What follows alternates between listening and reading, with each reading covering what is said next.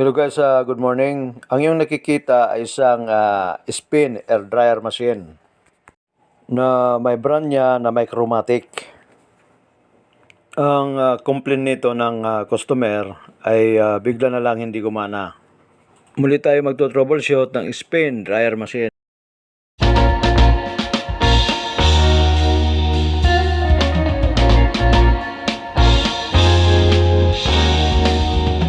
Unang gagawin natin ay kukunan natin ng continuity test.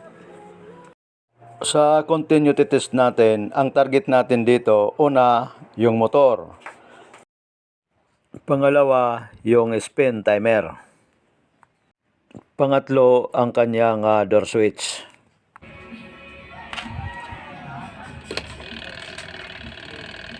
Kung makikita nyo guys, walang palo ang tester natin.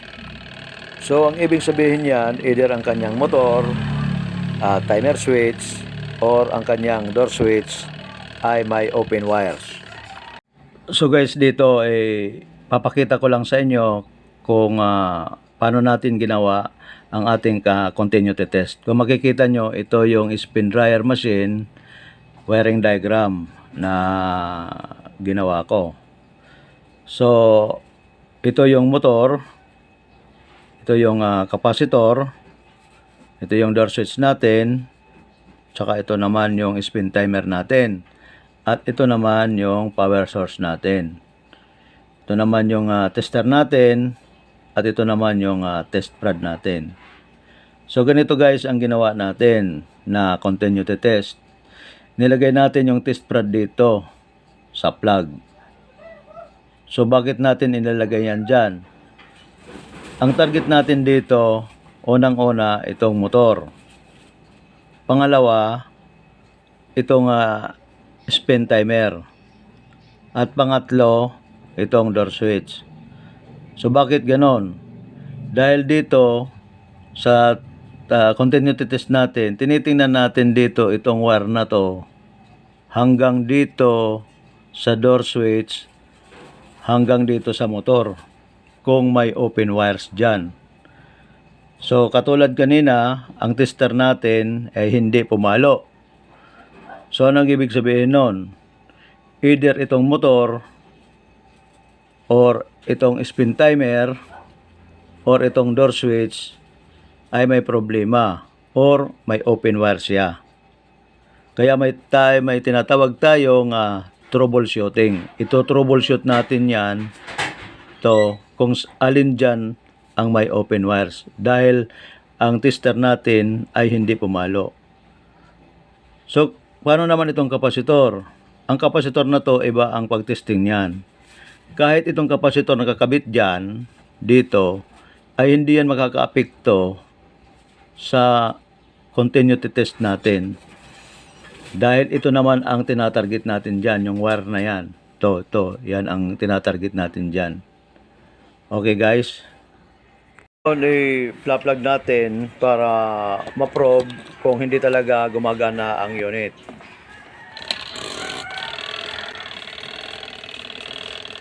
Kung maobserbahan nyo, hindi gumagana yung spin dryer machine natin.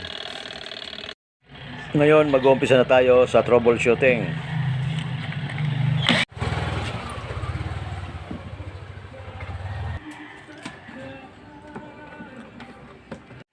Yung hinawakan ko na terminal, yan ay terminal ng motor natin. Makikita nyo yung kulay, blue, gray, at red.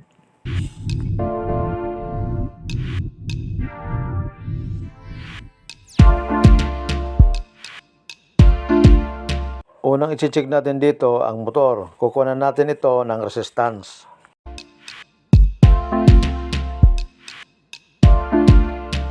Uunahin natin dito yung blue at gray.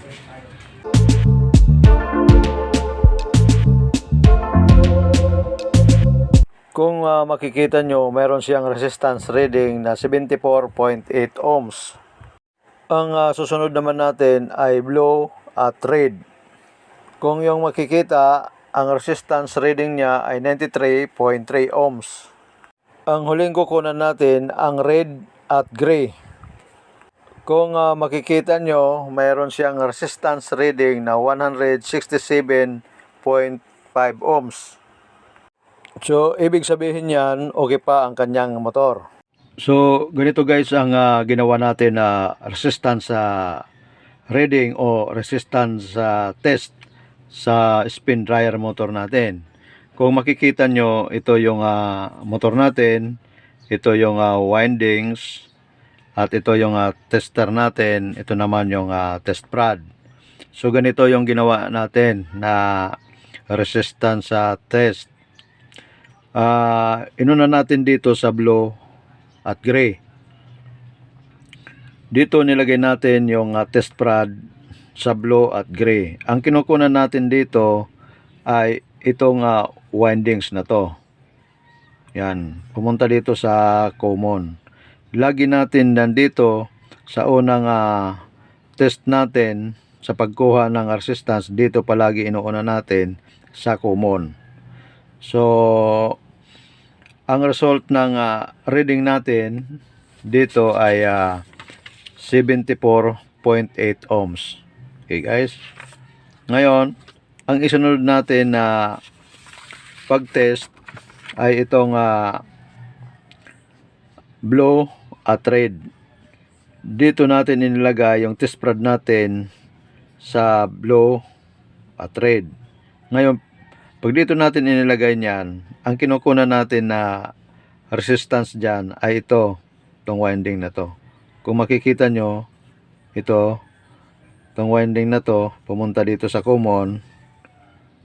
Iyan ang kinukunan natin na resistance. Ito ang nasasakop niya.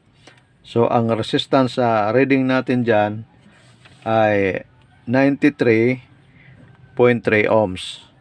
Okay guys. Ngayon, ang last natin na kinuna ng reading ay ito. Gray at red. So, dito, pag dito natin ilagay yung test prod sa gray at red, ang kinukunan natin na resistance dyan ay ang kabuuan. So, dalawang windings ang kinukunan natin dyan. So, dapat dito, ang may result dito ay mataas na reading. So, ito yon 167.5 ohms. Ngayon, paano naman natin nasabi na good ang resistance reading natin? Ay ito, blue at gray, blue at red. Pag inad natin yan, itong reading na to, ay ito ang magiging result, 167.5 ohms. So, pag kinupute natin yan sa calculator, ito ang makikita natin sa calculator, 168.1 ohms. Okay lang yon, walang problema yon. Nakikita nyo naman, napakalapit yan. Bali 1 ohms lang ang diferensya. Pero pag inalis natin yan, itong mga point na to, ay ito talaga ang lalabas dyan, 167 ohms. As isa pa guys, kung mapapansin nyo, ang reading ng blue at gray at blue at red ay magkaiba, hindi parehas. So bakit? Dahil ang number of turns dito pag spin dryer motor ay hindi parehas ang number of turns dyan. Kaya magkaiba yung resistance reading. Kaya dito ay ang ikot nito ay counterclockwise ang ikot nito. Hindi pwede dito magbaliktad ang termination dito sa ganitong spin dryer motor. Okay guys. Ngayon, kung ang resistance reading nyo ay 100 lang dito, ay sira na po yung motor natin. At kung maging 200 naman ang readings dito, ay sira na din yung motor natin. Dapat na yun na palitan. Okay guys. Ngayon guys, dadako naman tayo sa pag-test ng kapasitor. Bago tayo mag-test ng kapasitor, alamin muna natin kung ano ang value ng kapasitor na itetest natin. Kung makikita nyo guys, ang kapasitor natin ay 4.5 microfarad. Dahil 4.5 lang ang microfarad na kukunan natin ng capacitance test, ay nasa 20 microfarad lang ang tester setting natin.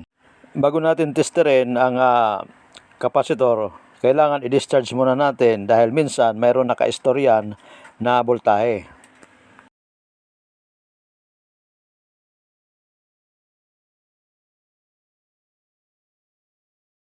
Kung makikita nyo guys, ang value ng kapasitor niya ay 4.18. Ibig sabihin niyan, hindi na siya pasok sa 5% tolerance ang kapasitor natin. So ngayon kukumputin natin 4.5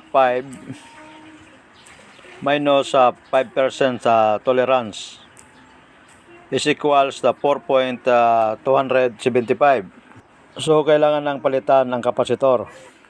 Ngayon dahil okay ang kanyang motor, i-check naman natin ngayon yung kanyang timer switch or door switch. So ganito yung pag-check ng timer switch and door switch. Ilalagay nyo lang ang test prod sa brown at gray. Dalawa lang naman yan na umakyat doon sa control board natin. Pag nailagay nyo yan, pipihitin natin ngayon yung timer switch.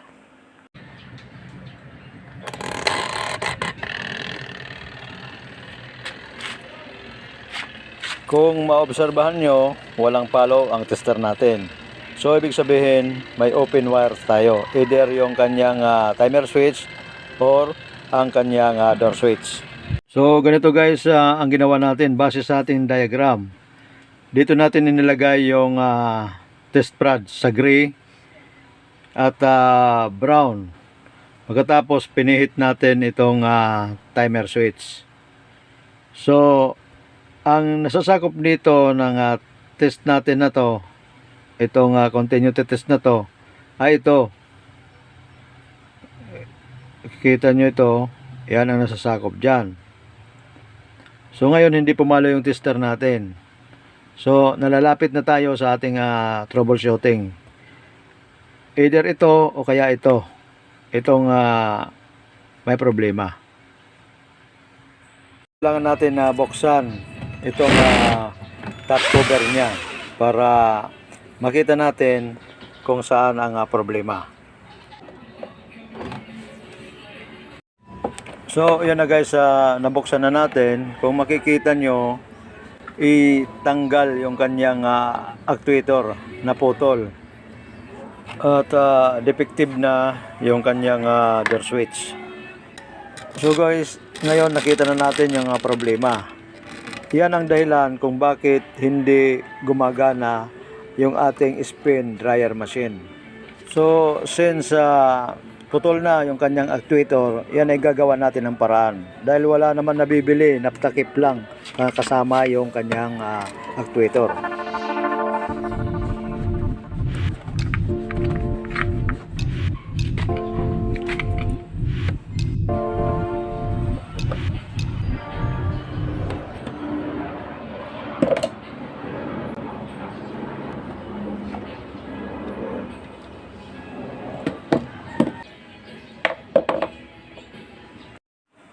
Yan po yung sarang door switch natin. Linisan lang natin ng konti para maging maganda yung ating reinstallation. So ito guys, may nakita akong door switch na surplus. Yan ang ikakabit natin.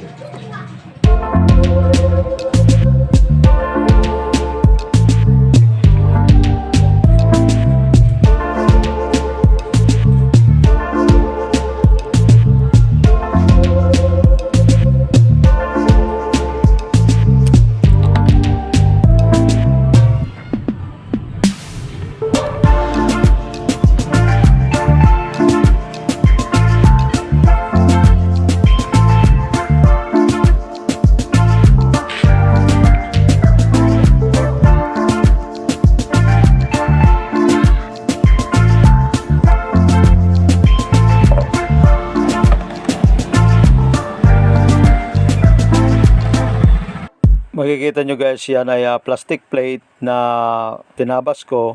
Yan ay gagawin natin actuator. So yan na guys, matapos ko painitan, tinupi ko siya ng L-type.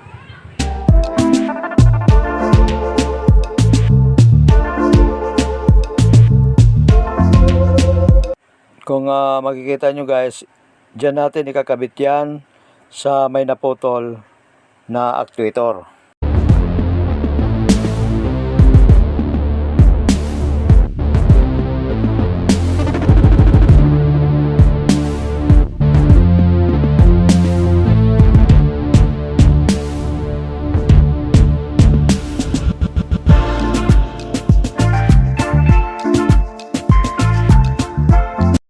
So yan na guys, na-mount na natin yung actuator.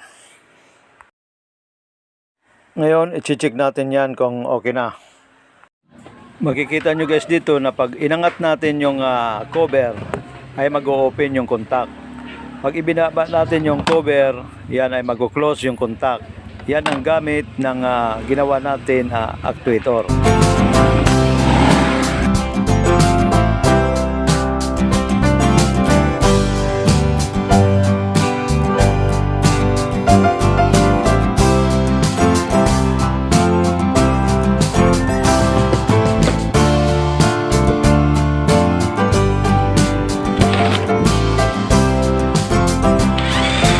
Ngayon guys, bago natin i-finalize yung ating wiring connection, iti-testing muna natin itong door switch na ginawa natin kung okay na.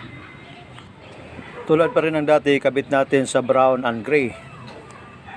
At muli nating pipihitin yung timer switch. So yun na guys, pipihitin natin yung timer switch.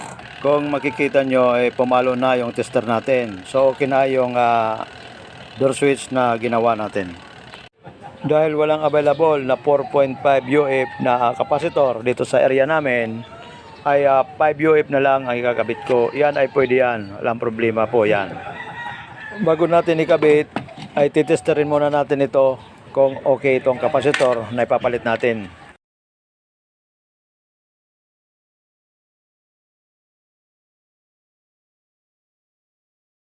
Kung makikita nyo guys, 5.25 ang value ng kapasitor natin. So okay yan, yung kapasitor. Ngayon, ipa-finalize na natin yung ating wiring connection para matesting na natin itong unit.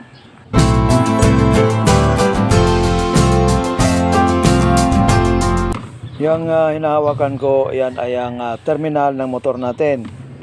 Yung isa naman, yung nasa kanan ko ay ang line 1 at line 2 natin. Yung naman na dalawa, yan ang line 1 at ang timer switch natin. So ganito guys ang wiring connection. Unahin natin yung blue. Yan ay ang line 2. Ito guys ang wiring diagram natin. Ginawan ko ng color coding para malaman natin ang ating wiring connection. So ganito ang ginawa natin na blue color na wires. Dito tayo nag-connect, ito yung common. Yan ang ginawa natin, ito yung line 2. Kung makikita nyo.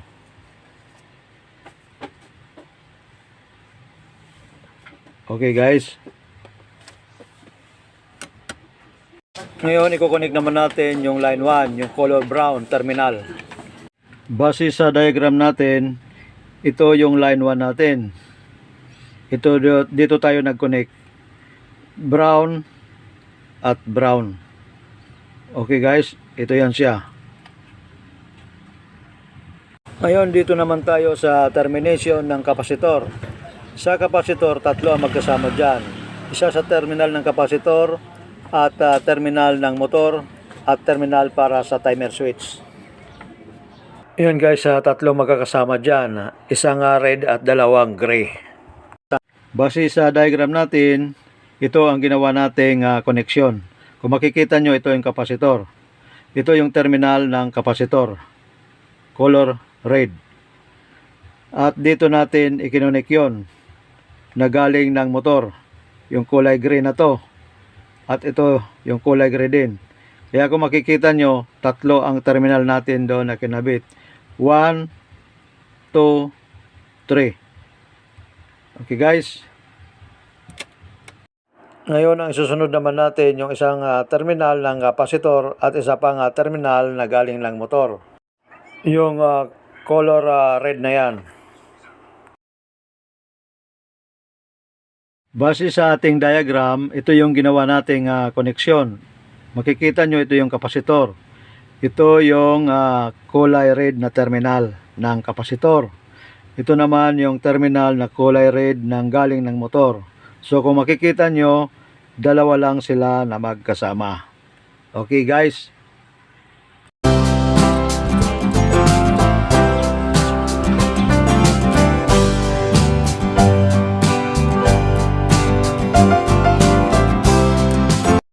Matapos ang troubleshooting natin at repairs ng door switch at wiring connection, ngayon ititesting na natin ang ating gawa kung okay na.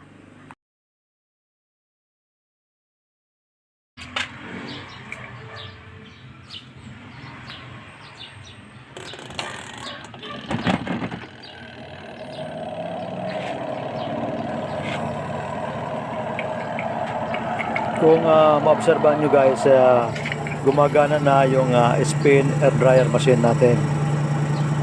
Dito nagtatapos ang ating troubleshooting at repair nitong unit. Sana ay nakapagbigay ako sa inyo ng kaalaman patungkol sa pag-repair nitong spin air dryer machine.